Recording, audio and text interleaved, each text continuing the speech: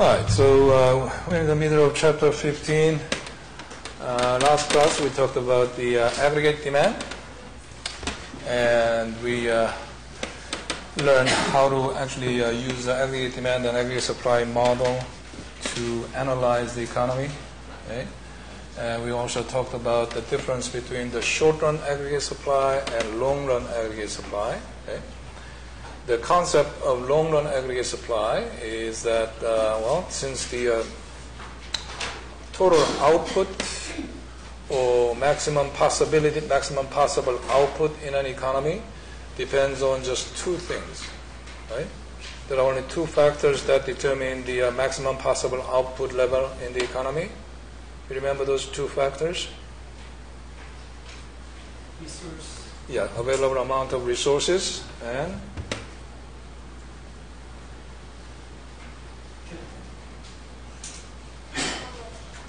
resources and how we use those resources, right? Technology, right?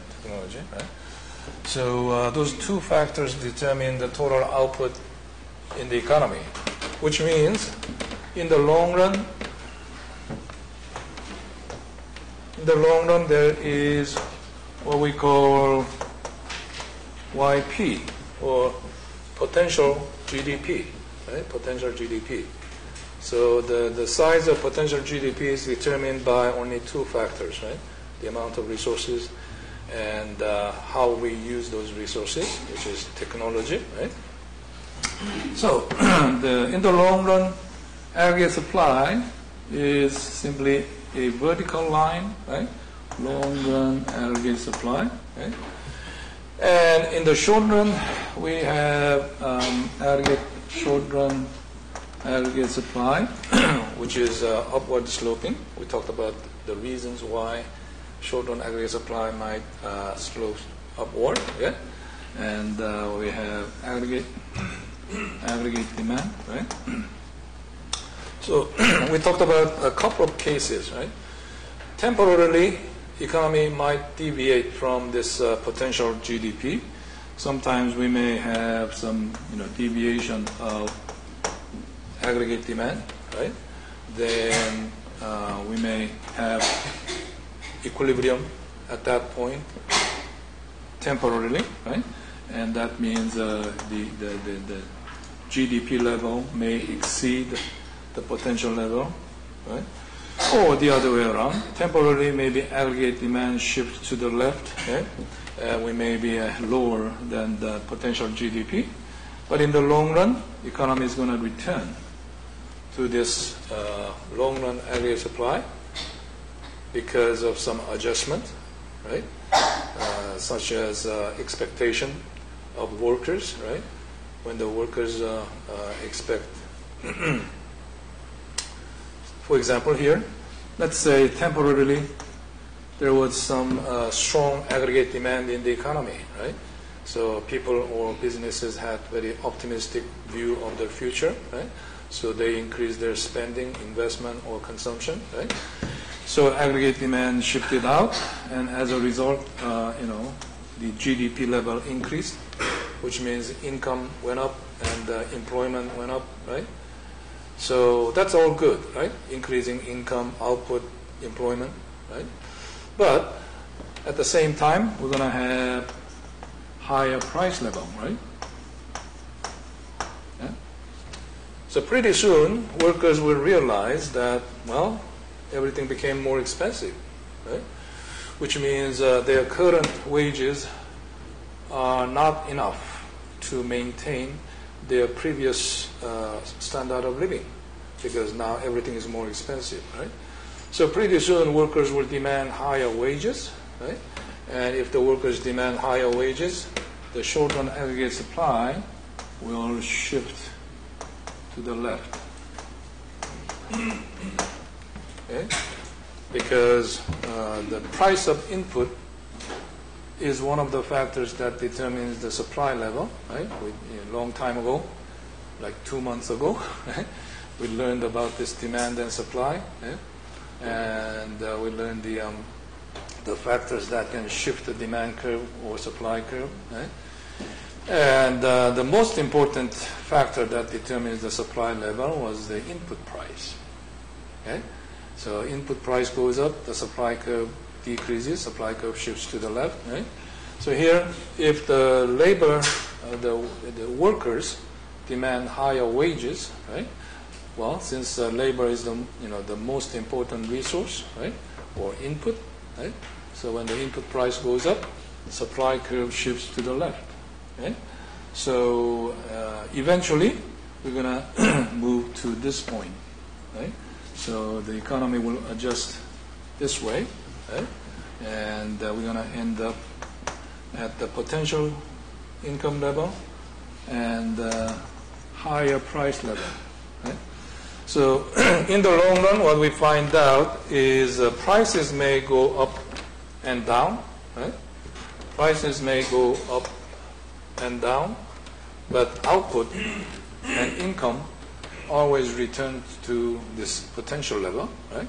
That's the concept of this long-run aggregate supply curve, which is vertical at the potential output level, right? Okay, so that's what we talked about last class. And so today, we're going to start out by discussing a supply shock. Okay? Last class, we talked about the cases where aggregate demand shifted, either outward or inward, right? So we talked about the expansionary demand shock or contractionary demand shock, right? But this time, today, we're going to talk about supply shock. What if, for some reason, supply curve shifts? We're talking about short-run aggregate supply. Right? So from the initial equilibrium, right? We have aggregate demand and short-run aggregate supply, let's say 0, right? And for some reason, short-run aggregate supply curve shifts to the left. What could be the reason? What can shift this aggregate supply, short-run aggregate supply to the left?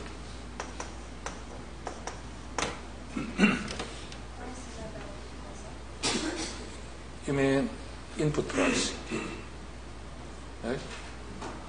Input price changes, right, or increases, right? Supply curve can shift left, right? Just like wages. For some reason, let's say workers demanded higher wage. There was a strike, right? And let's say labor union won, right? So the employers have agreed to raise their wages, right? Then the short-run aggregate supply will shift to the left. Or, how about oil price? Yeah, we talked about oil price last class. Well, oil being such a pervasive input resource, just about every industry uses oil, right?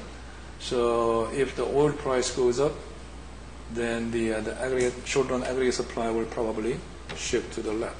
Right? Well, then, what happens? Well, the interesting thing here is when you have demand shock, right? In other words, if the aggregate demand shifted, right, then it is a mixture of blessing and curse. Right? There's one good thing and one bad thing. Right? For example, here, if the demand curve shifted to the right, then we're going to have larger income, larger output, and larger employment, which are a good thing, right? But at the same time, we're going to have higher price level, right? Or inflation, which is a bad thing, right?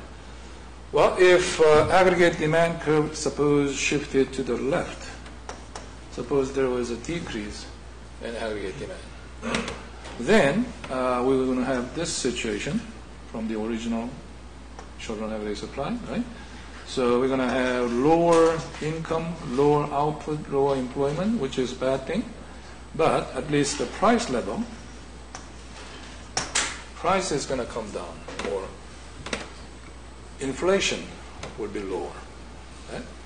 So when the demand curve shifts, holding the supply curve constant, right, then it is going to be a mixture of good and bad. Right?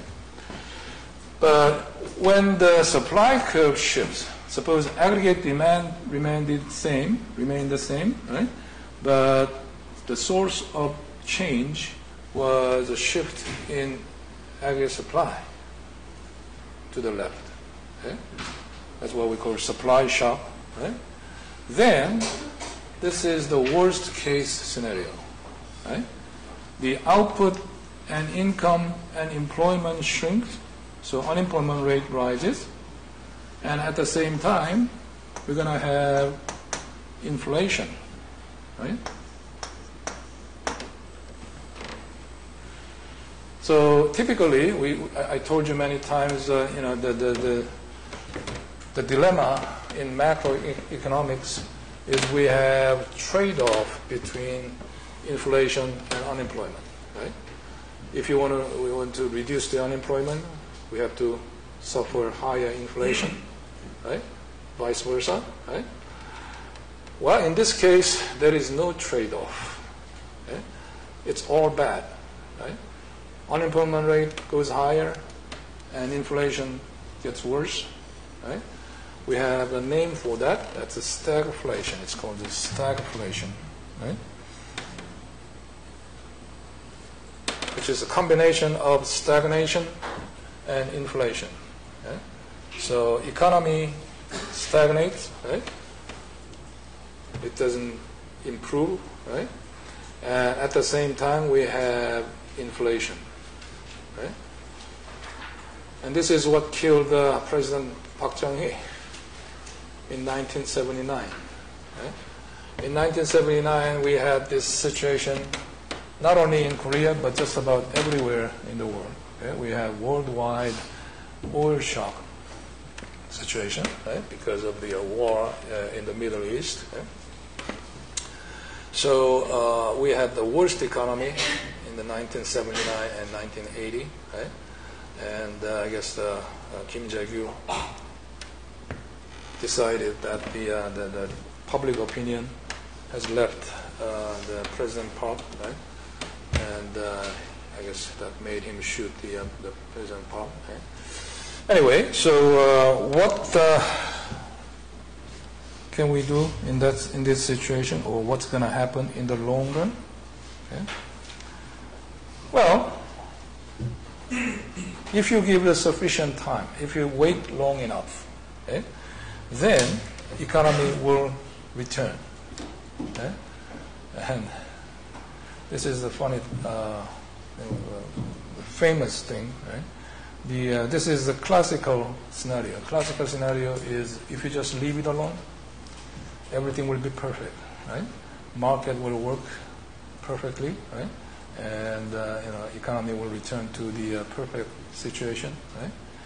And the Keynes, John Maynard Keynes, made a very famous statement. He said, well, that is true. If you wait long enough, everything will be perfect, right? But in the long run, we are all dead. Right? That's what the statement of Keynes. In the long run, we are all dead. Right? Well, if you wait long enough, 100 years, 200 years, maybe economy will come back. Right? But the point of Keynesian economics is you cannot wait that long because the cost is severe. Right? When you have this severe recession and unemployment, right? You cannot wait until the economy returns by itself. Right? So here the theory is, well, when we have this worst situation, stagflation, right? Eventually, businesses will realize that their products are not selling, right? And then workers realize that the economy is so bad that many people have lost job, and if you still have your job, you're about to lose your job, right? So eventually businesses will be willing to lower their prices, and then the workers would be willing to accept lower wages, right? And if that happens, then the short-run aggregate supply will return, right? It's going to shift back to the original level, right? That's the theory. Did you get it? Right? What will be the adjustment in this situation? Well, if you give a long enough time, right, then both businesses and workers will be willing to accept lower prices and lower wages, right? And then the short-run aggregate supply will increase, back, return to the original level. Right? So we're going to have, again, long-run aggregate supply, okay, here at the potential income level, right? Well, but the question is, how long will it take? Yeah? So how long will it take to restore full employment? Nobody knows. And to Keynesians or policy activists, we call them the policy activists, it is just too long, and you cannot wait because the people's suffering is just too much, right? So the next chapter, in chapter 18, well, actually starting from chapter 16, we're going to talk about the policies, what we can do, right, to make the changes, bring the changes, or expedite the changes, right, in the economy, right? Okay.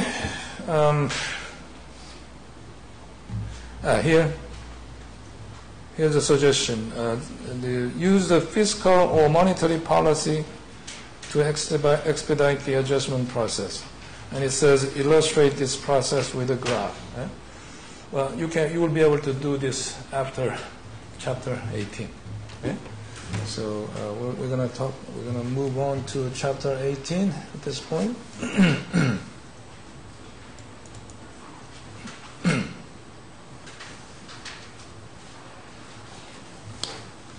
All right. Again, the original intention was to cover chapter 16 and 17 and then 18, right? But since we don't have enough time this semester, we're going to skip to chapter 18, right? Well, there are two different types of economic policies. Right? There are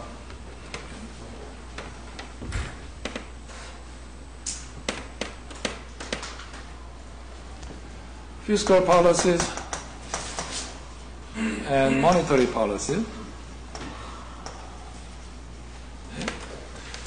Fiscal policies have only two tools, the government spending and taxes. Okay? And of course, they can be controlled by the administrative branch of the government. There are three branches of the government, right? Administrative branch, legislative, and justice, right? Branch, right? So out of these three, the administrative branch has the authority to implement the budget, right? So increase, decrease the government spending, or increase, decrease taxes, right? So fiscal policy is under the control of the government. Okay? Monetary policy has only one tool, very simple, right? Money supply. By increasing or decreasing money supply, right, monetary policies can achieve their goal. And who has the control of this money supply? Central bank. Yes, it's separate from the government, right? So in order to achieve the checks and balance, right, it is very important to preserve and guarantee the independence of central bank, right, from the government. Right? All right. So unfortunately, we're not gonna have time to talk about monetary policy in this introductory course. Right. I hope you will have. Well, I'm sure you will learn about this monetary policies in the next course. Right. So we're just going to talk about the fiscal policy in chapter 18. Okay. Okay. So the definition of fiscal policy is the changes in taxes and government purchases that are intended to achieve macroeconomic policy objectives. Right? Well, what's the macroeconomic policy objective? Of course, right? Ultimately, it's achieving stable growth. Achieving stable growth.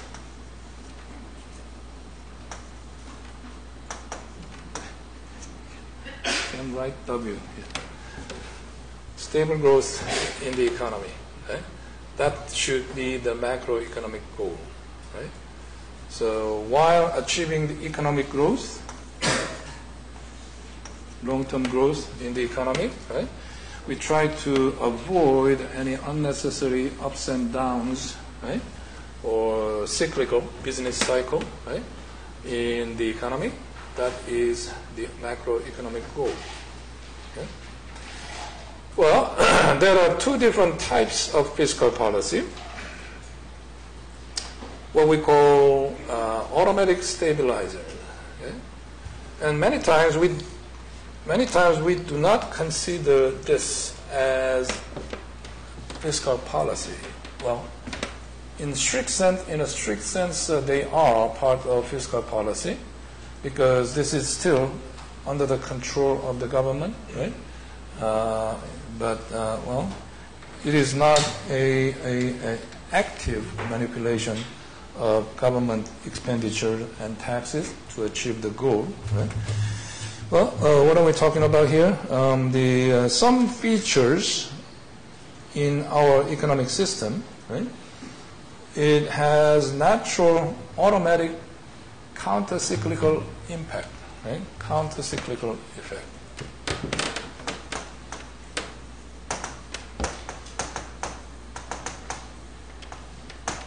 Counter-cyclical effect. Which means, well, we have, let's say, we have business cycle like this, right? When an economy goes into a recession, then these things automatically kick in, and they tend to bring the economy towards the normal pattern or long-term growth pattern, right? In other words, they work to get the economy out of the recession, right?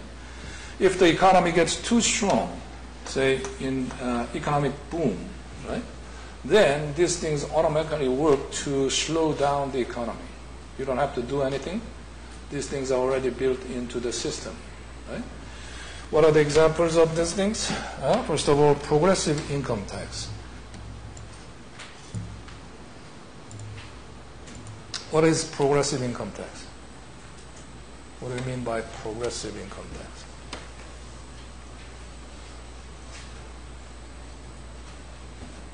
Charging more amount of tax as income. Tax line. Yeah, almost perfect. Rather than more amount, it is a higher rate, higher percentage, right?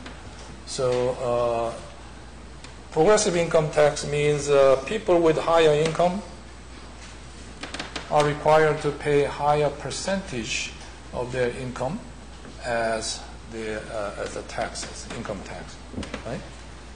So, well, in the United States, I think that the system is pretty simple. I think there are basically 3 income brackets, right?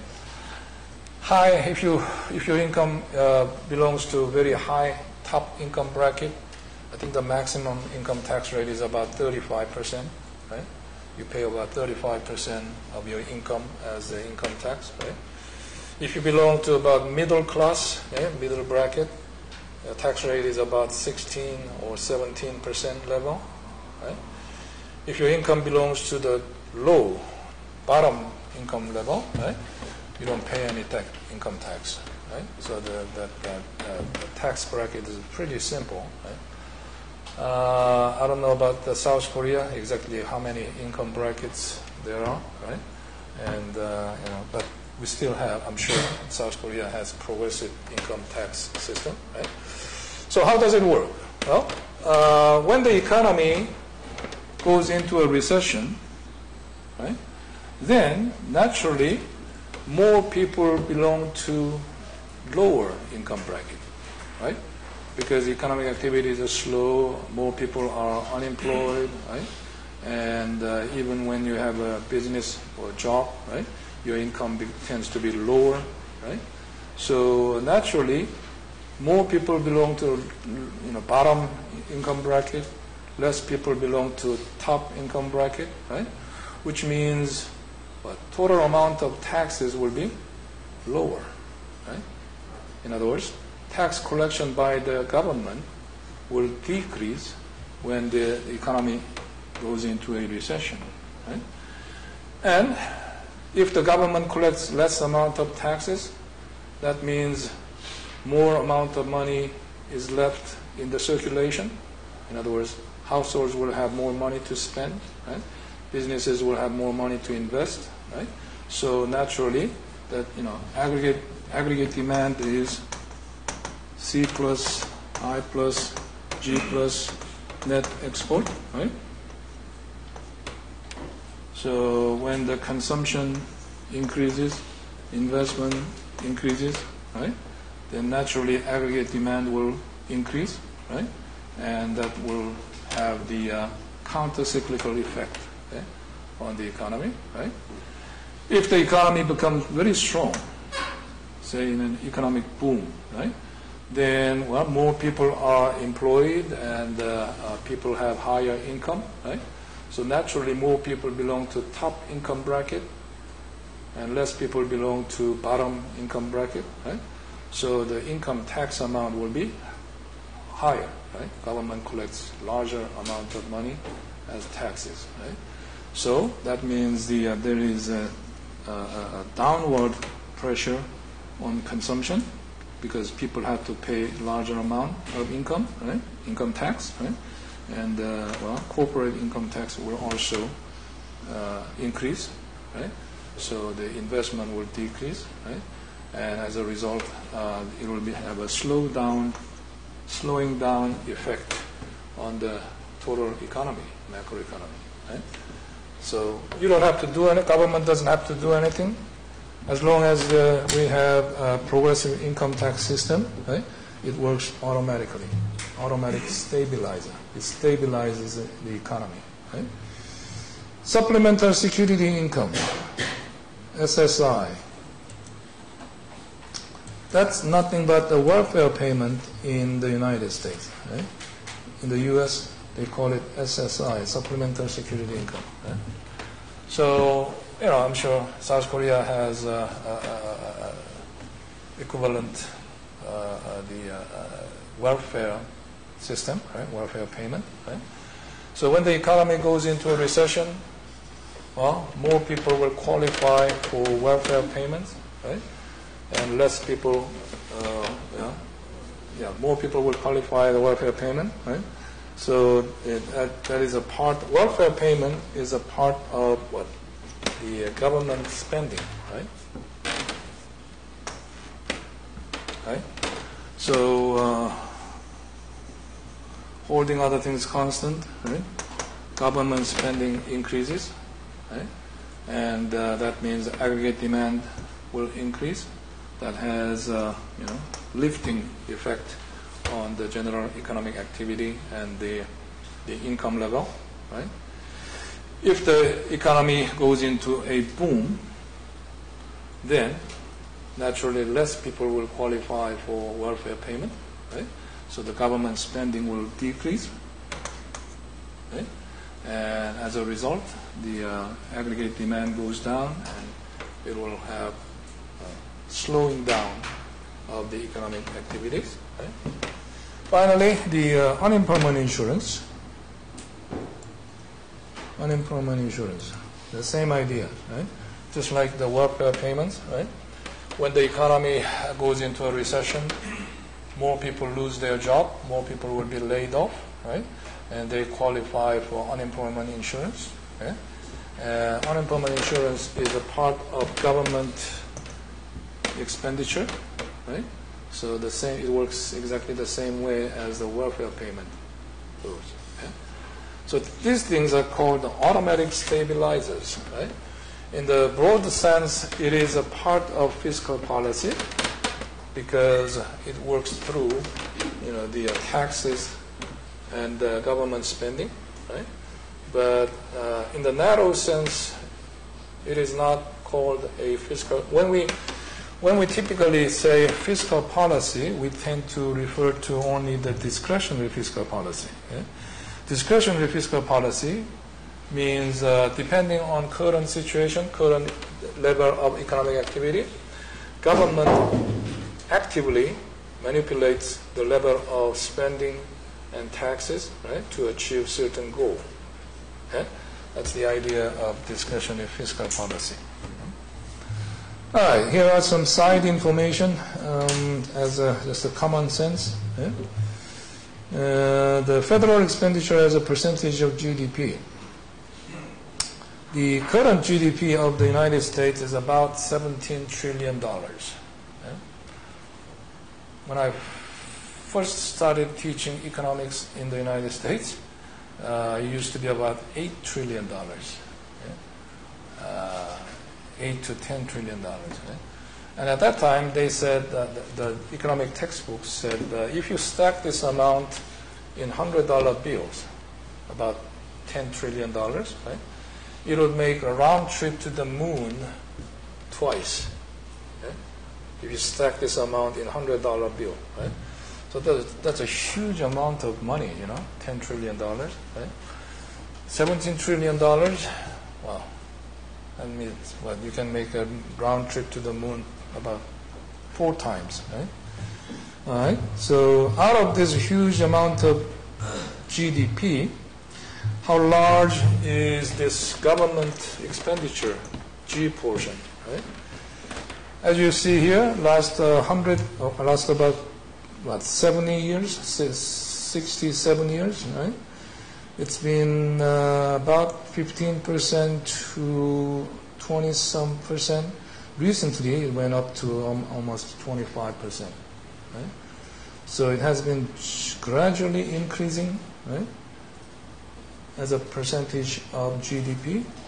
But if you look at 1990, starting about 1990, there was a slowdown, or actually a decline, in the size of government budget, right, during next about 10, 15 years.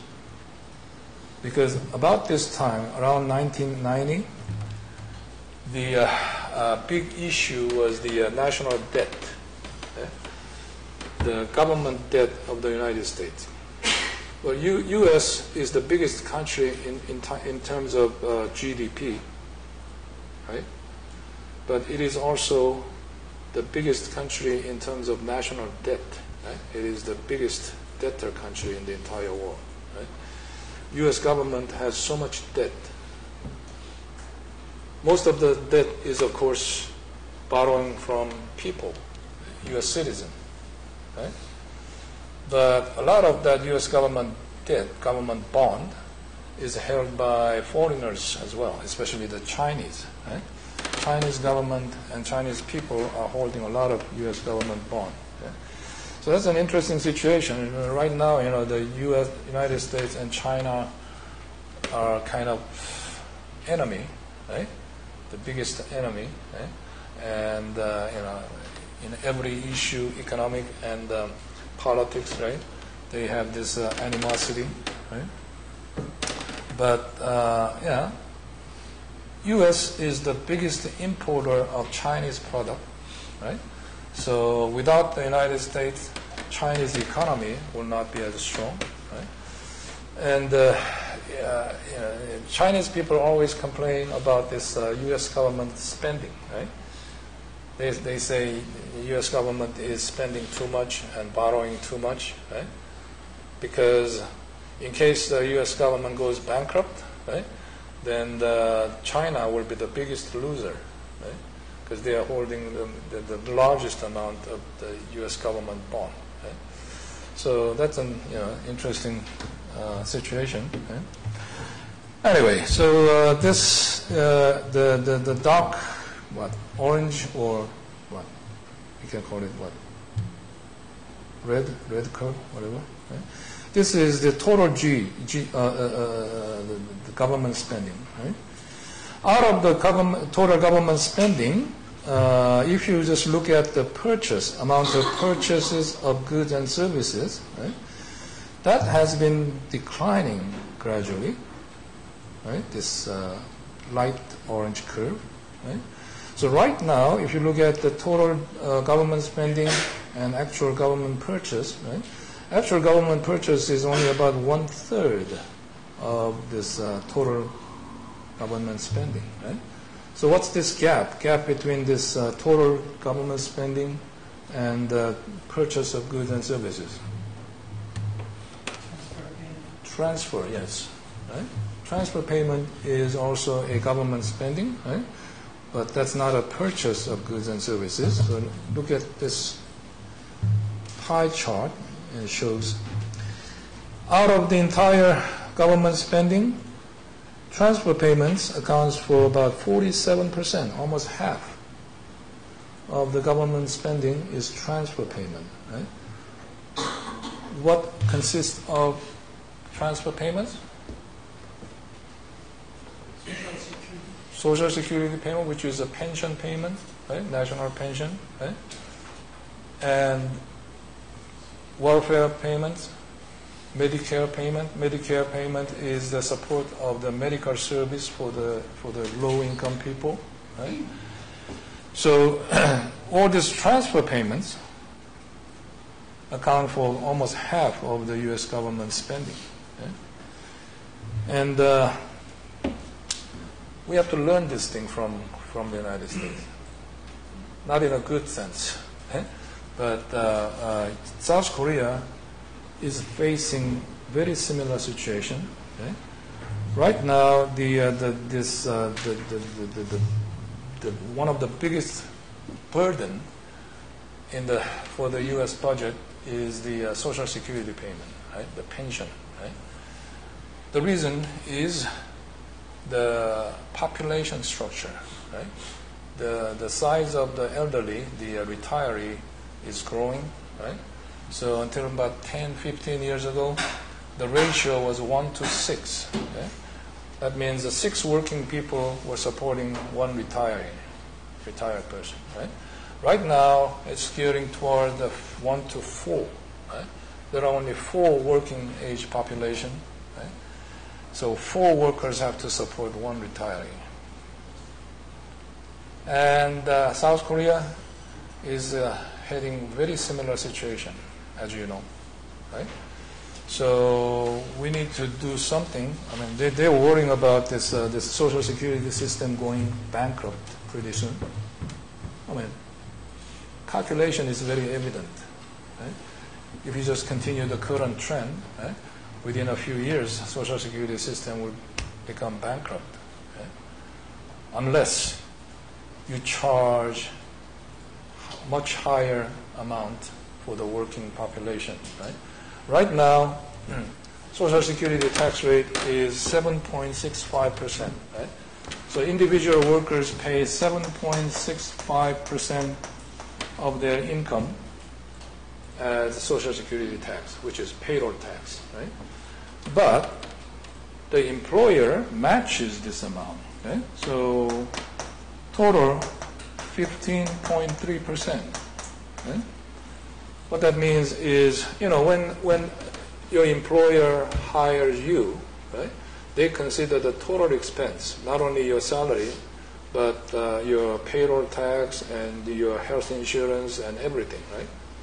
Wouldn't you? Right? When you hire someone, you have to consider the total expense for this. When I hire this person, I have to pay all this amount, right?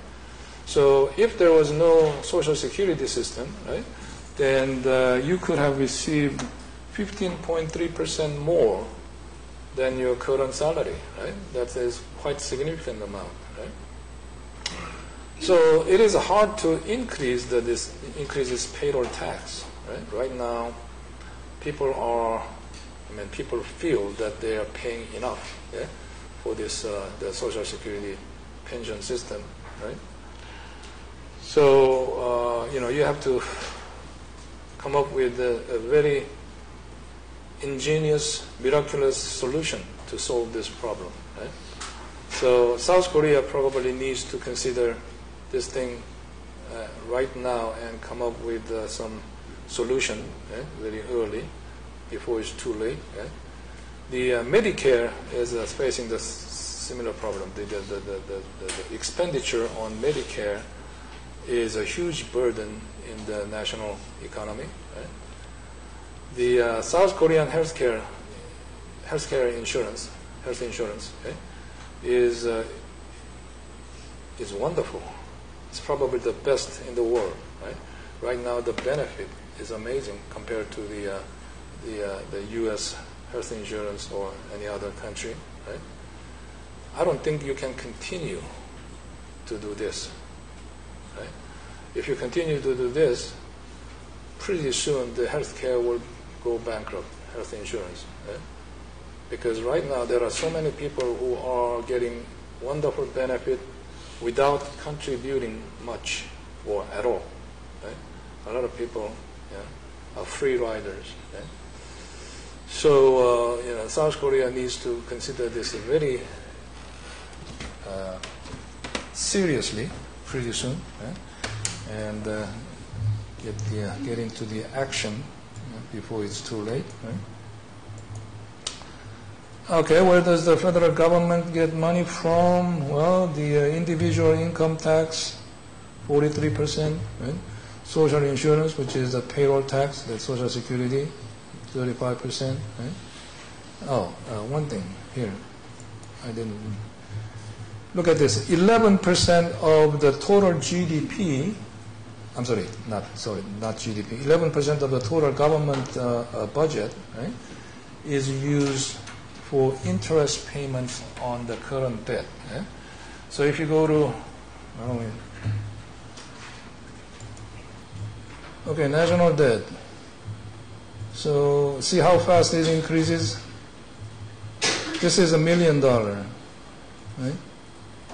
So if you look at how fast it increases, the total amount of debt increases probably about $1 million per minute, every minute, right? Total national debt increases by $1 million, right? Because of the interest payments. Yeah? Interest payments on this debt increases so fast. You see that? Pretty soon it's gonna this digit's gonna change, right? So just to make the interest payment on the national debt,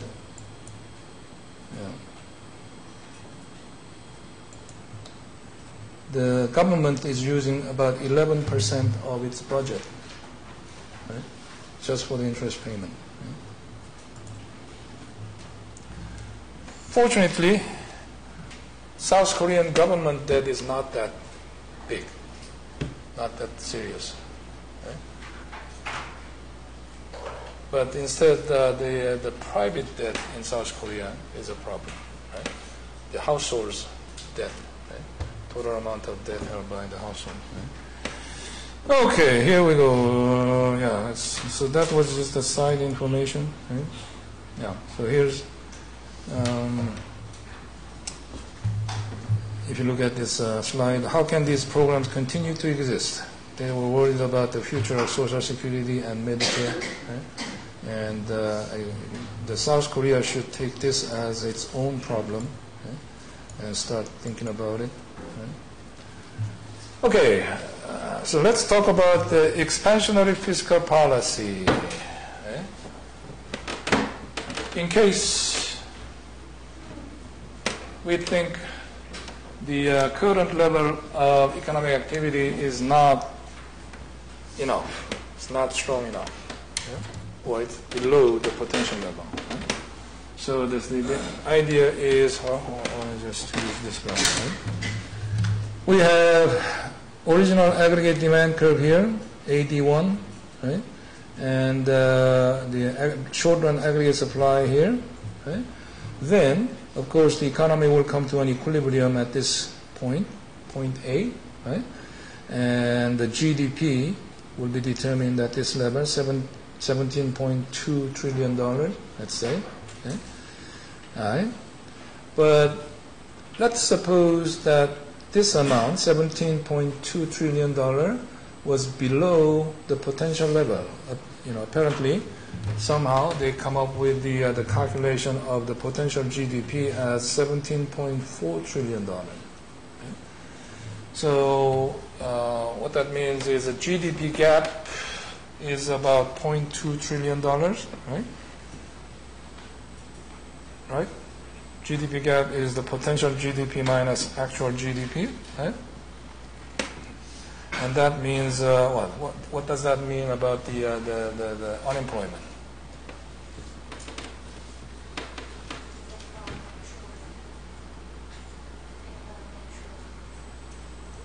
Are we at the natural rate? I mean, at this point A. If the unemployment rate at the natural rate, what? You're talking about here, right? Yeah, if the natural unemployment was at the natural rate, then the GDP would be at potential GDP, right? But that right now, our actual GDP is only 17.2, right? So that means what? Unemployment rate is higher than the natural rate, right? And what can we say? Anything more about the unemployment? If the unemployment rate as the natural rate, what? Cyclical unemployment will be? What is the cyclical unemployment rate at the natural rate of unemployment? It exists. Didn't exist? Okay, yeah. Out of the three types of unemployment, frictional, structural, and cyclical. Okay? Natural rate means we have only frictional and structural unemployment, right? And the cyclical unemployment rate is 0. That's what we mean by natural rate. Or, if you say, if you have this situation, we say we have achieved full employment. Okay? Right now, the GDP, actual GDP, is below the potential GDP, which means unemployment rate is higher than the natural rate, right? Which means cyclical unemployment is above 0, right? It's not 0, right? So some people are cyclically unemployed. Right? And again, cyclical unemployment is just unnecessary unemployment, right? So the goal of economic policy should be either removing or reducing, right, the cyclical unemployment, right? So in this situation, we're trying, the government should try to close the GDP gap, which means increase the income towards the potential level, right? How can we do that? Well, we can try to shift the aggregate demand curve out. Right? It's called the demand management policy. Right? Demand management.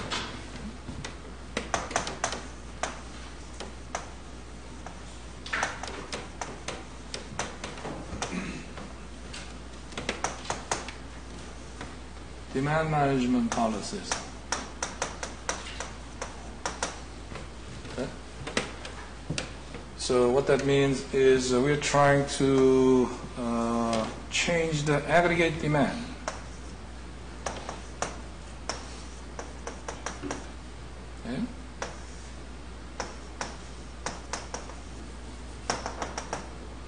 whatever the current income level is, okay, we're trying to bring that towards the potential level. Right? Potential income could be higher than current income, or it could be lower than current income. Right? If it's lower than the current income, that means the economy is what? Overheating, right? Or too strong. What can be wrong about the strong economy? Huh? Inflation. Inflation. Yes, that's the only downside of the strong economy, right? So in that case, we'll try to, let's say, for some reason, let's say the potential GDP was below the current equilibrium income, right? Again, equilibrium doesn't mean everything is perfect, right? Equilibrium doesn't mean that it is good or perfect or balanced or anything like that, right? Equilibrium simply means what? There is no change, right? So unless we do something, economy is going to stay there. Once it comes to an equilibrium, right? There will be no further tendency for change, right? So, if this is the situation, if the equilibrium income exceeds the potential income, then we need to somehow bring the income level down, right, towards the potential. How can we do that? We will have to decrease aggregate supply, aggregate demand, right? Which means either you have to lower the government spending or increase the taxes or both at the same time. Okay? That would be the case of contractionary fiscal policy, because we're trying to contract or decrease the economic activity, right? That means, if the economy is too strong, if you can consider the economy is too strong. If the economy is too weak, if you think economy is in a recession, right, like in this case, right, then you can do opposite, right? You can increase the spending or cut the taxes or both at the same time, right? Then aggregate demand will shift to the right, right, like this, right? And you can close the GDP gap. Make sure you are familiarized with all these terms that I use, like closing the GDP gap, right? Closing the GDP gap means eliminating this gap or difference between the actual GDP and the potential GDP, right? Yeah, okay. Yep. Contractionary fiscal policy, I just explained, right? If the economic equilibrium income is above the potential income, right, then you can try to shift the aggregate demand curve back, right? So you can do it either way. I mean, the demand management policy include both expansionary policies and contractionary policies, right? So demand management policies has actually two expansionary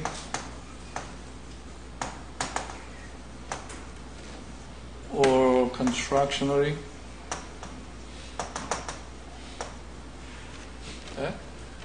And in each branch we can have fiscal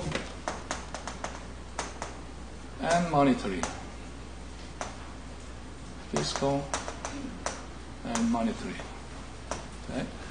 So expansionary fiscal policy would involve increasing the spending or cutting taxes or both at the same time, right? Even though we are not going to talk about the monetary policy, right? Expansionary monetary policy involves increasing money supply That's a very simple idea. We already talked about it basically, right? If you increase the money supply, I mean, think about the money market. We talked about the market for the loanable fund, right? And at that time, we talked about the supply and demand for money, right? Last class, right? And last class, we talked about, well, of course, the demand for money comes from businesses, right? Companies borrow money, right? And this supply comes from saving from the households and the government, right? The only difference is when we discuss the monetary policy, we use a vertical money supply. Why? Because money supply is controlled by the central bank, right? So central bank can either increase the money supply or decrease the money supply, right? If the central bank increase the money supply, then the interest rate will come down. If the interest rate comes down, investment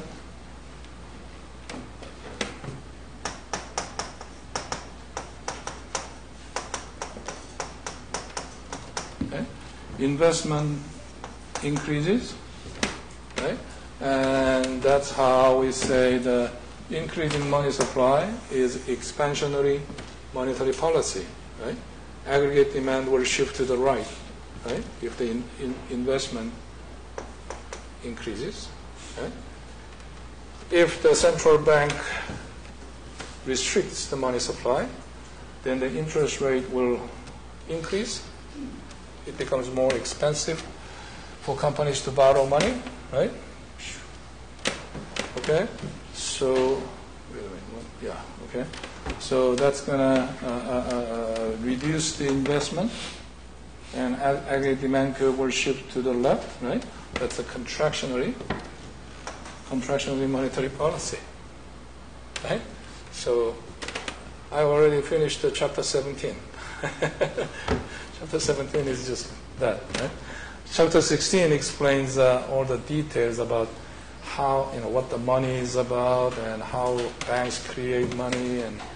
But a lot of chapter 16 is about the Federal Reserve System, which is unique to the United States, U.S. central bank system, right? So, but the gist of monetary policy is this, right? By increasing or decreasing money supply, central bank can control the interest rate, right? And depending on the interest rate, investment is affected, right? And that affects the aggregate demand, right? So the same thing, right? Contractionary or expansionary demand management policy.